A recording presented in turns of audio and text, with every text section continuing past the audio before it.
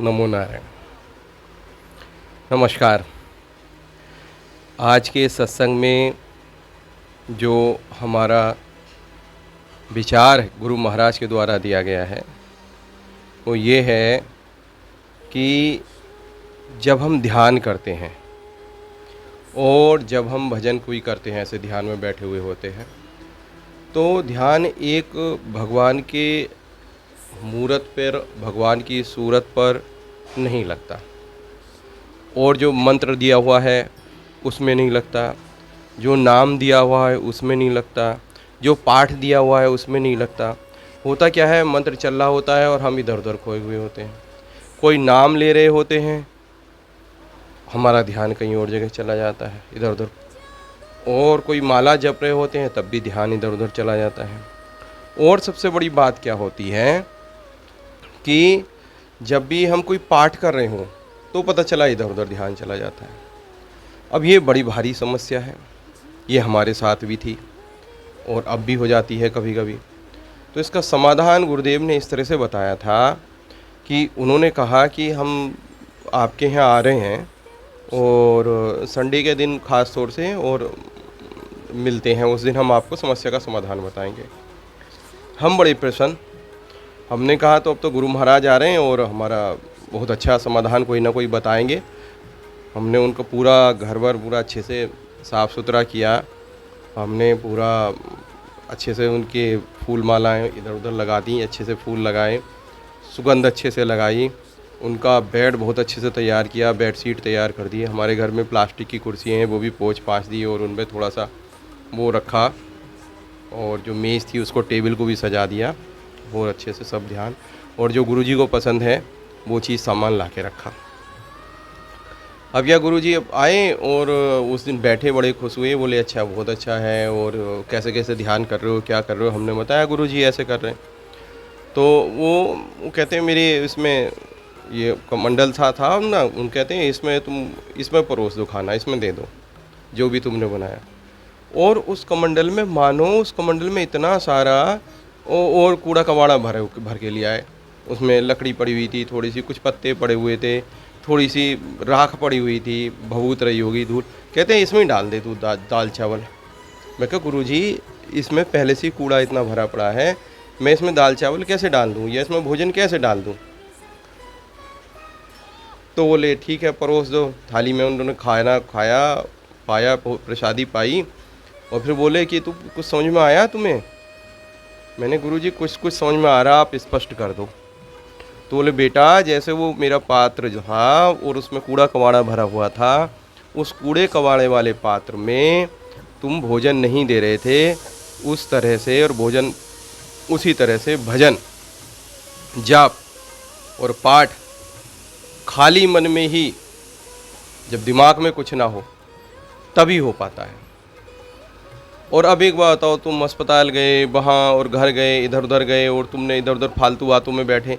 भाई एक तो तुम्हारा जो काम है तुमने काम किया, ईश्वर को सौंप दिया, सुबह गए, जो भी तुम्हारा निमित्त वर्क है शाम तक किया, ईश्वर को सौंप दिया, ये तो रिलैक्स भाव हो गया, मैंने किया, मैंने ईश्वर को सौंप दिया।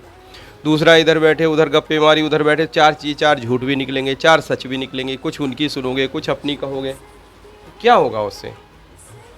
वो कूड़ा कबाड़ा दिमाग में भर जाएगा, और जब वो कूड़ा दिमाग में भरा हुआ होगा तो शाम को जब संध्या भजन करोगे तो क्या होगा, वही विचार आते रहेंगे कि फलाने डॉक्टर साहब ने ये कहा, उस स्टाफ ने ये कहा, हमारे बॉस ने ये कहा, और हेड ऑफिस से ये वाली बात आई। अब तुम्हारे दिमाग में घूम रही है, फादर ने से ये बात हुई, मदर से ये बात हुई, अब तुम कैसे भजन करोगे। तो भजन करने के लिए दिमाग का शांत होना जरूरी है, और शांत होने के लिए ज़रूरी है कि आलतू फालतू बातों से बचे रहो, गप्पे मत मारो, इधर उधर फालतू की बातें मत करो। इधर उधर के व्हाट्सएप देखोगे 10 बातें तुम्हारे दिमाग में कूड़ा भरेगा, फेसबुक देखोगे तो वहाँ से भी कूड़ा भरे। जो ज़रूरी चीज़ें वो तुम तक पहुँच जाएंगी। ऐसा नहीं है कि अगर हम ये सब नहीं देखेंगे तो काम नहीं चलेगा, सब पहुँच जाएंगी। आवश्यक वस्तुएँ, आवश्यक चीज़ें पहुँच जाएंगी। अनावश्यक रूप से संसार में संबंध ज़्यादा अच्छा नहीं होता। वो आपसे कुछ ना कुछ होगा, वो आपके दिमाग में आएगा, और जब भी आप साधन भजन ध्यान में बैठेंगे वो आपके आड़े आएगा। तब से हमने ऐसा सिस्टम शुरू किया, ना काहू से दोस्ती और ना काहू से बैर।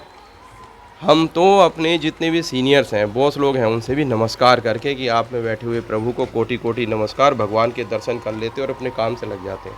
वो कुछ कहते हैं तो ये सोचिए कि भगवान का ये आदेश हुआ, पूरे प्रयास से उसको करने में लग जाते हैं। और पूरा जो हॉस्पिटल वर्क करते हैं और जहाँ हॉस्पिटल वर्क जो भी करेंगे उसे भी ये सोच के करते हैं ईश्वर का काम कर रहे हैं। और जो हमें तनख्वाह मिल जाती है 15 तारीख में, उसे सोचते हैं ये मिल गई ईश्वर की प्रसादी। बस अब उसके बाद जब हमने ध्यान जप किया, अब तो मज़ा आता है। अब पता नहीं चलता घंटे 2 घंटे का। अब तो बस ये होता है दिन भर जहाँ बैठे लग गई लो, मौका लग गया चाहिए, और यहाँ भी, और मन में प्रसन्नता, आनंद ही आनंद है। तो आज के सत्संग में जैसे हमने अलग अलग चीज़ें बताई, आज के सत्संग में ये था कि अगर फालतू की विचार चीज़ों से, फालतू की चीज़ों से दिमाग को अगर बचा के रखोगे, तभी ध्यान भजन सुमरन हो पाएगा।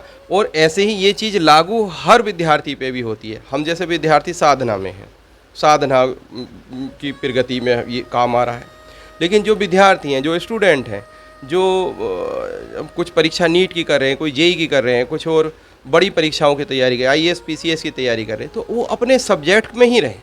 सब्जेक्ट से इधर उधर होंगे, कुछ ना कुछ उन्हें विचार विमर्श मिलेगा, दिमाग में घुसेगा, उन्हें टेंशन मिलेगी। जो अपनी साधना है उसमें बढ़ो और आनंद करो, और उस साधना में भी उस साधना को ईश्वर को समर्पित कर दो, और जो मिलेगा वो प्रसाद, प्रसाद अच्छा ही देंगे ईश्वर। ध्यान रखना।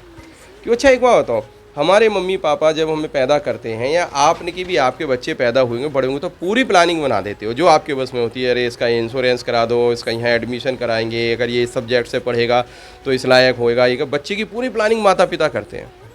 करते नहीं करते? पूरी देखभाल सुरक्षा का ध्यान हम माता पिता करते हैं इंसान हो के, जबकि हमारे हाथ में बहुत कम है। लेकिन वो माता पिता जो सबके माता पिता हैं, अरे उन्होंने पैदा किया तो हमारी व्यवस्था नहीं की होगी क्या? जीने जन्म से लेके मृत्यु, मृत्यु के बाद अगले जन्म, सारी व्यवस्था करते हैं। बस एक बार समर्पण चाहिए। भगवत गीता के लास्ट अध्याय में भी भगवान श्री कृष्ण यही कहते हैं अर्जुन से, अर्जुन अब एक सब छोड़ दे, तो मेरी शरण में आ जा। तो बस अब जब ईश्वर की शरण में जाना है तो बाकी चीज़ छोड़नी पड़ेगी। तो ऐसे ही आपको आईएएस पास करना है तो बाकी चीज़ें छोड़िएगा, भगवान के लिए आईएएस का एग्ज़ाम की तैयारी करिएगा, और कहिएगा प्रभु आप ही के लिए कर रहे हैं, आप ही की सेवा के लिए कर रहे हैं। जो आप जन जन के रूप में आप उपस्थित होंगे, उनके रूप में हम आपकी मूर्ति मानकर सेवा करेंगे, बिल्कुल कामयाबी मिलेगी। आप नीट की तैयारी कर रहे हैं, आप डॉक्टर की तैयारी करें, कहिए प्रभु मैं पूरी तपस्या कर रही हूँ, पूरी तपस्या कर रहा हूँ, और ये सारी तपस्या आपकी सेवा के लिए, आपकी पूजा अर्चना के लिए, जो मैं कर्म रूपी पूजा अर्चना करूँगी या करूँगा, वो आपके चरणों में। इधर उधर की बातों में ध्यान दोगे तो आप यानी कि वही भोजन में कचरा मिला रहे हो। आप जेई की कर रहे हैं, इंजीनियरिंग की कर रहे हैं, तो पूरे मन से करिएगा, और जो पढ़ाई कर रहे हैं वही आपकी पूजा है, ईश्वर को समर्पित करिएगा। जो प्रसाद मिलेगा रिजल्ट के रूप में उसे स्वीकार करिएगा, फिर लग जाइएगा। और भगवान जितना आपको काबिल बनाता रहे, उतने ही सब लोगों में ईश्वर के दर्शन करके सेवा कर लीजिए। जितना आपको स्वतंत्र करे ईश्वर, उतनी ही सेवा करते रहिएगा, अपनी लिमिट्स जो भी आपको ईश्वर देते हैं। ठीक है, आज का सत्संग इतना ही, फिर कल मिलेंगे। इसी के साथ नमस्कार, प्रणाम, खुश रहिएगा, आनंद में रहिएगा और मंगल में रहिएगा।